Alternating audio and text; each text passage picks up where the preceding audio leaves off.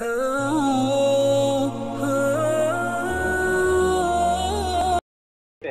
فی الحال سابق صدر آصف علی زرداری پر فرد جرم جو ہے وہ توشہ خانہ ریفرنس میں عائد کر دی گئی ہے۔ جی صحیح، ایک اور اہم خبر شامل کرتے چلیں۔ احتساب عدالت نے توشہ خانہ ریفرنس میں نواز شریف کو اشتہاری قرار دے دیا۔ جی السلام علیکم ورحمۃ اللہ وبرکاتہ۔ یہ ایک میسج آیا ہے اور کافی لمبا میسج ہے، اور اس کا ہیڈنگ بنائی ہوئی سرکاری تحفے، اور اس کے اندر حضرت عمر کا ابو موسیٰ اشعری صحابی رسول کو معزول کرنے کا واقعہ لکھا ہوا ہے کہ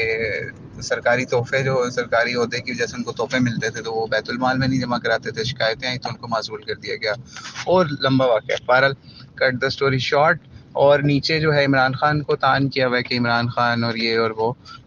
اس نے بھی تحفے اس طرح کر دیے اس طرح کر دیے، تو یہ چیز لکھی ہوئی ہے، اور پوچھا ہوا ہے کہ کیا یہ جو واقعہ ہے یہ واقعہ ٹھیک ہے حضرت عمر اور ابو موسیٰ اشعری والا۔ تو بھائی اصل میں تاریخ کے اندر نا کئی دفعہ ایک ہی واقعہ اتنے رستوں سے بیان ہوا ہوتا ہے نا کہ دماغ گھوم جاتا ہے کہ اب کون سے والا کریں، یا سب کو ہی ملا کے کوئی رستہ بنا لیں ایک۔ تو اس لیے یہ بھی دیکھنا پڑے گا کہ تاریخی روایات کے اندر یہ والا واقعہ کس طریقے سے ہے، یعنی ابو موسیٰ اشعری کے اوپر یہی ایلیگیشن لگی تھی یا کوئی اور۔ جیسے میں آپ کو مثال دیتا ہوں، اکثر تاریخی واقعات کے اندر مثال ہے، حضرت خالد بن ولید کو بھی معزول کیا تھا حضرت عمر رضی اللہ عنہ نے، تو وہ جب آپ اس معزول کرنے کی وجہ جاننا چاہیں گے نا تو آپ کو ایک وجہ نہیں ملے گی، اتنی ساری وجوہات ہوں گی جو ہر ایک دوسرے سے ٹکرا بھی رہی ہوگی، تو اب بندہ دماغ گھوم جائے گا کہ بندہ کون سی والی ایکسیپٹ کرے۔ تو پھر اس کے اوپر زیادہ سیف رستہ یہی ہوتا ہے، کیونکہ دیکھیں صحابہ ہیں نبی پاک صلی اللہ علیہ وسلم کے تربیت یافتہ لوگ، تو ہمیں ان کے بارے میں اس طرح کی بات کرتے ہوئے بڑا احتیاط کرنی چاہیے، اور ان صحابہ کے بارے میں خاص طور پہ جو کہ نبی علیہ السلام کے اشارے کے اوپر اپنی جانیں قربان کرنے کے لیے تیار رہتے تھے، اور بڑی انہوں نے جنگیں بھی لڑیں۔ خالد بن ولید بھی ان میں سے ایک تھے، اور نبی علیہ السلام نے ان کو خطاب بھی دیا سیف اللہ کا، ٹھیک ہے۔ تو اس لیے یہ چیز احتیاط کا دامن نہیں چھوڑنا چاہیے۔ اب میں آپ کو مثال حضرت خالد بن ولید کی اس لیے دے رہا ہوں کیونکہ اس میں بھی سیم واقعہ ہوا ہے، ان کو بھی معزول کیا گیا تھا۔ اب اتنی سٹوریز ہیں اس واقعے کے پیچھے، ان کو معزول کیوں کیا گیا۔ ایک سٹوری یہ ہے کہ خود پرد کا الزام تھا، ایک سٹوری یہ ہے کہ وہ حساب کتاب نہیں کسی کو دیتے تھے، اپنی مرضی سے خرچ کرتے تھے، پھر اور بہت ساری سٹوریز ہیں، اور ایک سٹوری یہ بھی ہے کہ جناب لوگوں کا اعتبار اللہ کی بجائے خالد پہ ہو گیا تھا کہ جس جنگ میں خالد ہوتا ہے اس میں ہی اللہ فتح دیتا ہے، نہیں تو مسلمانوں کو مشکل کا سامنا کرنا پڑتا ہے۔ تو اس لیے حضرت عمر نے توحیدی پیمانے کو قائم کرنے کے لیے حضرت خالد کی کو معزول کیا۔ بہرحال یہ بہت ساری سٹوریز ہیں، تو اب ہم سوچ میں پڑ جائیں گے کہ اس میں سے کون سی والی مانیں۔ اب ہم تو وہی مانیں گے نا جس کے اندر حضرت خالد بن ولید جو ہے ان کو تھوڑا سا سیف پیسج مل رہا ہو، تاکہ ان کی صحابیت کا بھی احترام رہ جائے، کیونکہ آج تو ہم فیصلہ نہیں کر سکتے کہ ان سارے واقعات میں سے 100% ایک واقعہ کون سے والا صحیح ہے، کیونکہ مورخین نے سارے واقعات بیان کر دیے، یا ہم صرف نیگیٹو پکڑ لیں یا پھر پازیٹیو والا پکڑیں۔ تو اس لیے بہت ساری چیزیں ہوتی ہیں جن کو دیکھنا پڑتا ہے اس طرح کے واقعات کو ایکسیپٹ کرنے میں یا ریجیکٹ کرنے میں۔ تو اس لیے یہ ابو موسیٰ اشعری والا واقعہ جو ہے یہ بھی دیکھنا پڑے گا، اگر یہ سچا بھی ہوتا ہے تو اس کے اندر بھی یہ چیز ہے کہ ہم یہ بھی دیکھیں گے کہ ابو موسیٰ اشعری کو ہو سکتا ہے یہ بات پتہ ہی نہ ہو، یا ان کو یہ بات بتائی نہ ہو حضرت عمر نے، کیونکہ اس روایت کے اندر بھی یہ بات نہیں موجود کہ حضرت عمر نے ان کو کہا کہ آپ نے تحفے واپس کرنے اور انہوں نے واپس ہی نہ کیے اور پرسنل یوز کر لیے، ٹھیک ہے۔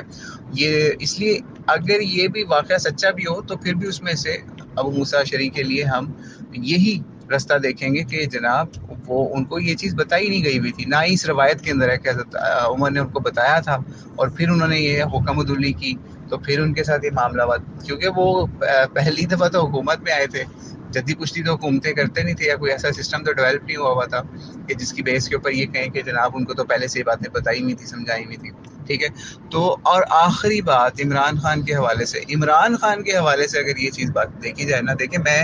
عمران خان کا ووٹر اور سپورٹر نہیں ہوں، لیکن یہاں پہ جو قانون ہے نا، جو اخباروں کے اندر میڈیا کے اندر ہر جگہ پہ آیا، ان لوگوں نے بتایا جو عمران خان کے خلاف رپورٹنگ کر رہے تھے، انہوں نے خود یہ بات بتائی کہ یہ رول ہے پاکستان کا، ٹھیک ہے، ایک رول ہے، قانون ہے کہ آپ کو جو تحفے ملتے ہیں آپ اس کو جمع کروا دیتے ہیں، جس کا نام ہم نے سنا توشہ خانہ ٹھیک ہے، اس میں جمع کرا دیتے ہیں، اور جمع کروانے کے بعد آپ کو یہ اجازت ہوتی ہے کہ اس کی ویلیو کا 15% یا 20%، ایک پرسنٹیج گورنمنٹ نے رکھی ہوئی ہے، ٹھیک ہے، وہ آپ دے کے تو وہ خرید سکتے ہیں، آپ اس کے مالک ہیں، آپ اس کے بعد جو مرضی کریں۔ تو یہی کام جو ہے ابھی تک جو سامنے آئی ہیں رپورٹس، ان کے خلاف جتنی بھی رپورٹس آئی ہیں، اس سے یہی پتہ چلتا ہے کہ عمران خان صاحب نے وہ وہاں سے تحفے جو ہیں مختلف اوقات میں خریدے، گورنمنٹ کو پیسے دیے، اس کے بعد انہوں نے ان کو باہر بیچ دیا، ٹھیک ہے، یعنی انہوں نے دیکھیں ایک قانون کا استعمال کیا ہے، اب اس کا قانون کا غلط استعمال کیا ہے، صحیح استعمال کیا ہے، یہ تو اب وہ خود بتا سکتے ہیں، ٹھیک ہے، اگر ان کے پاس رسیدیں ہوں یا یہ چیزیں ہوں کہ وہ اس چیز کو کس طریقے سے مس یوز کرتے ہیں اس قانون کو۔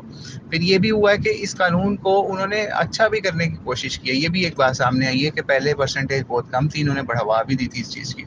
تو یہ تو آپ کے قانون کے اندر خرابی ہوئی ہے، ٹھیک ہے، اگر آپ کا قانون ایسا ہو کہ کوئی بندہ بھی اس کو لے نہیں سکتا، وہ صرف اسٹیٹ کی پراپرٹی ہے، اس کو کوئی نہیں لے سکتا، یعنی حکمران خود خرید بھی نہیں سکتا، اس کی آکشن میں یا کسی پروسیس میں شامل بھی نہیں ہو سکتا، تو پھر تو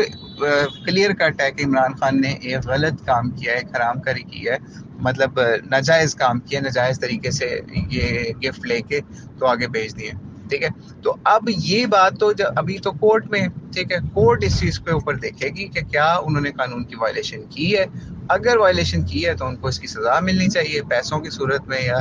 تا حیات نا اہلی کی صورت میں، یا یہ کورٹ چیز دیکھے گی۔ لیکن ابھی تک جتنی خبریں آئی ہیں نا، جو ان کے مخالفین خبریں لگا رہے ہیں کہ یہ تحفے بیچتے رہے ہیں، تحفے خرید کے بیچتے رہے ہیں، تو وہ تحفہ خریدنا جو ہے وہ پاکستان کے قانون کا حصہ تھا، اس قانون کے حساب سے اگر وہ بیچتے رہے جیسا کہ نیوز میں آ رہا ہے تو اس میں کوئی وہ اس طریقے سے گناہ نہیں ہے، ٹھیک ہے، یعنی گناہ ان سینس پاکستان کے قانون کے حساب سے نہیں ہے۔ لیکن ہم اگر اخلاقی طور پہ یا عمران خان صاحب کے سٹینڈرڈز کو دیکھیں، جو جتنے بڑے بڑے وہ دعوے کرتے ہیں کہ میں صادق امین اور میں یہ اور وہ، تو اس لحاظ سے اس سٹینڈرڈ کا یا اس دعوے کا یہ مطالبہ بنتا ہے کہ ان کو یہی چاہیے تھا کہ وہ ایک پوٹی کوڑی کا بھی جو ان کو گفٹ ملے تھے وہ اس کو پرچیز نہ کرتے اور نہ ہی آگے بیچتے، ٹھیک ہے۔ تو اس لیے یہ میں نے کوشش کی ہے معاملے کو سلجھایا جائے اور دونوں طرف کی رائے دیکھی جائے تاکہ اللہ کریم ہمیں سمجھ عطا فرمائے، اور میں کوشش کروں گا کہ ابو موسیٰ شریف والا کو معزول کرنے کی جو وجوہات مختلف آئیں نا تاریخ میں، یہ بھی اگر ملتی ہیں تو انشاءاللہ وہ بھی آپ کو شیئر کر دی جائیں گی۔ واللہ اعلم بالصواب۔ السلام علیکم ورحمۃ اللہ وبرکاتہ۔